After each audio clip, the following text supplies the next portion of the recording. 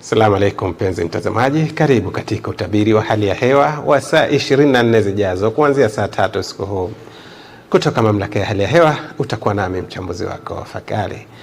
Tuanze utabiri wetu kwa kuangalia mifumo ya anga, ambapo mifumo ya anga inaonyesha kuimarika kwa unyevu katika baadhi ya maeneo ya Tanzania, ikiwemo visiwa vya Unguja na Pemba, mkoa wa Pwani, mkoa wa Dar es Salaam hadi Lindi na Mtwara hapo kesho, ambapo kwa usiku wa leo ni matarajio yetu kuwa visiwa vya Unguja na Pemba, mkoa wa Tanga, mkoa wa Pwani pamoja na mkoa wa Dar es Salaam tunatarajia kuwa na hali ya mawingu kiasi, mvua nyepesi katika maeneo machache. Hali kadhalika mkoa wa Lindi pamoja na Mtwara usiku huu tunatarajia kuwa na hali ya mawingu kiasi, mvua nyepesi katika maeneo machache.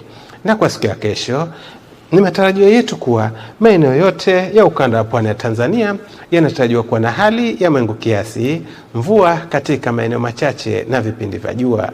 Pepo za pwani zinatarajiwa kuvuma kwa kasi ya kilomita 20 hadi 30 kwa saa, zikitokea kusini mashariki kwa pwani ya kusini na zikivuma kutoka kusini kwa pwani ya kaskazini. Hivyo hali ya bahari inatarajiwa kuwa na mawimbi madogo hadi makubwa kiasi.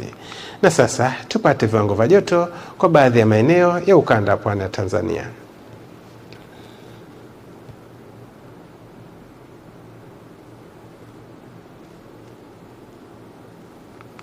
Kutoka mamlaka ya hali ya hewa hadi kufikia hapo hatuna la ziada. Tunakutakia usiku mwema na utazamaji mzuri wa vipindi vinavyofuata.